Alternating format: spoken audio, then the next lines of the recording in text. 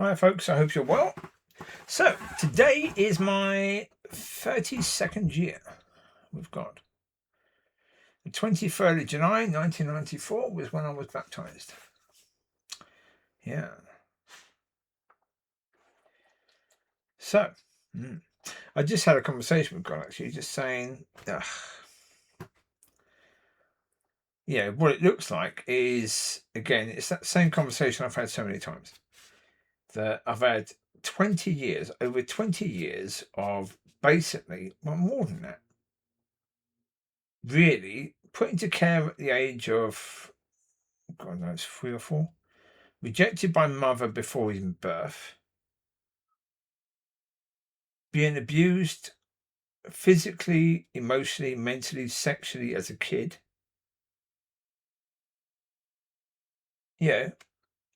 Having an auntie and uncle, well, an auntie who was mentally and emotionally incredibly abusive. Having really no relationship with any of my family, or birth family, no relationships with any of them. Having no friendships I can really look to and say I've got support in the area. And I'm saying to God, come on. At least the last 20 years has been shit after shit after shit. That doesn't look as if I'm blessed. That people, I'm banned from the churches because what I see, I then speak about. I declare that to be the situation, and they get offended. So rather than saying, "Okay, is it possible that what you're saying is right?" No, they just ban because they won't go to Father about it. So I just said to God, if this is about, in the last days, I can walk in peace with whatever's happening, with whatever is going on. Come on, really?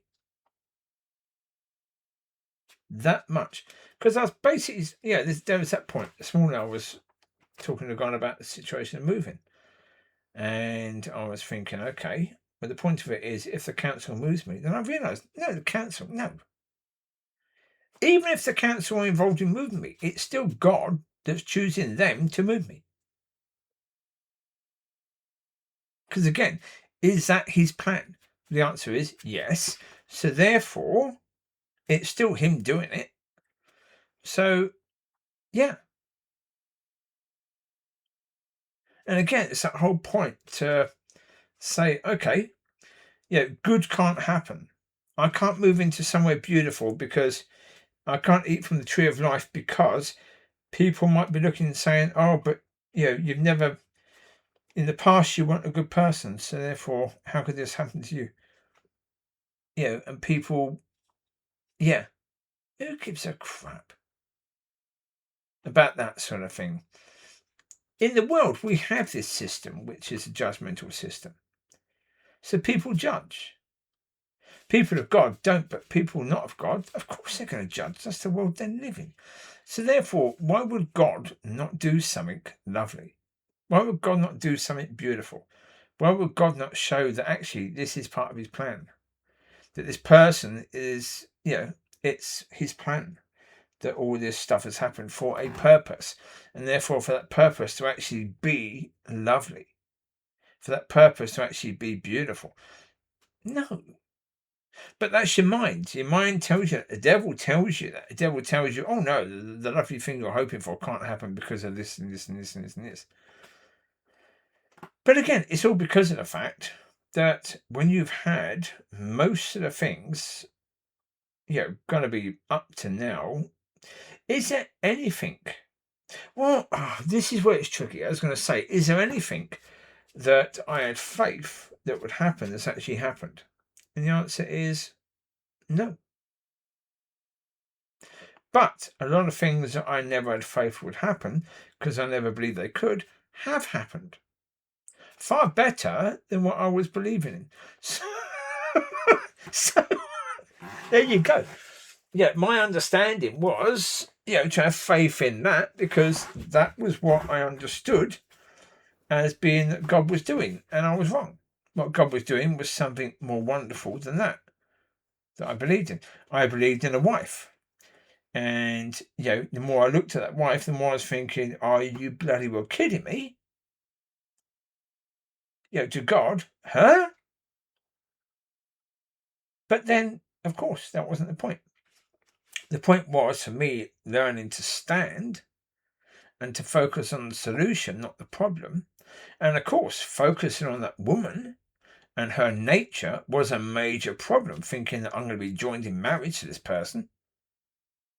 But God says, focus on me. Focus on the solution, not the problem. And so even right at the depth of that point where that 8 months was ending, I still was willing to go ahead with it, even though, for goodness sake, I was facing a situation that was horrible.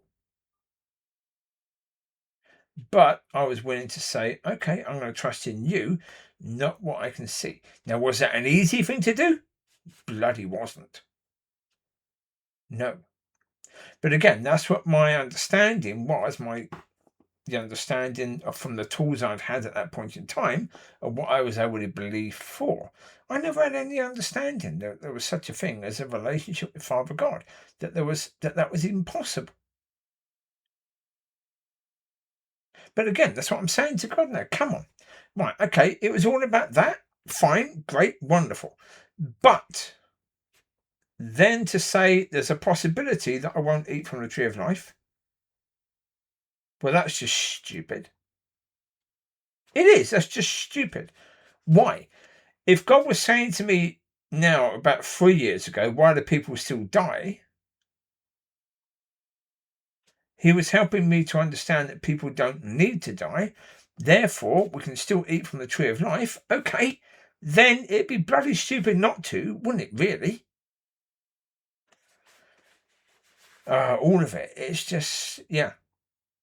And so on this day, the birthday of my relationship with God, my rebirth birthday, yeah, it was just a case. And actually, I only realised when I looked at the calendar, oh, yeah, it's that day.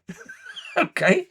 I'd already had that conversation with God about all of that before I realised the day. But yeah,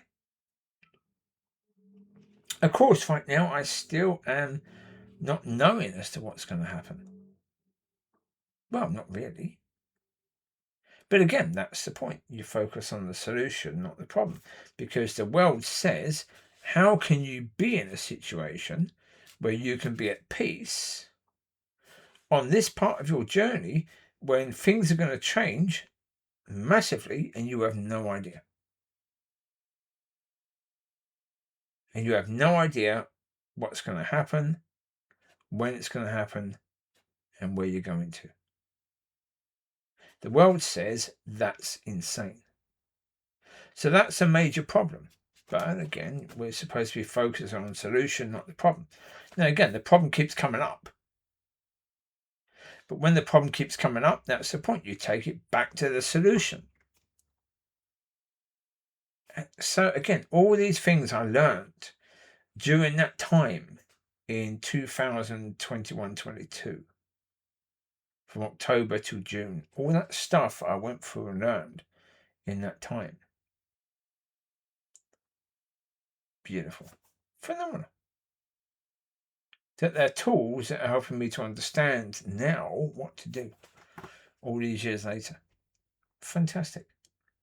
But as I say, that's where I had faith in things that were more material. Yet all those beautiful, wonderful, spiritual, I never had any understanding that we should have faith in that sort of stuff, or that we could. So therefore I received, and I received far better than I had faith for. But in your own understanding, you're thinking, okay, I'm having faith that God will move me into somewhere wonderful, beautiful, where people will see I'm incredibly blessed. But everything I've had faith for, I never got. See, that always comes up. Everything you've had faith for, you never got. But that's the devil saying you can't believe in that because everything you've ever had faith for, you never got.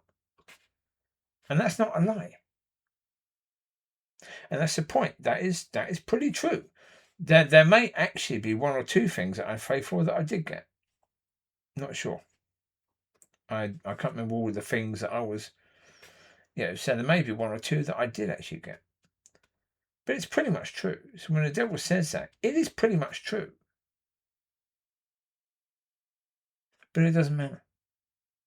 Because when you understand that actually God wanted you to learn.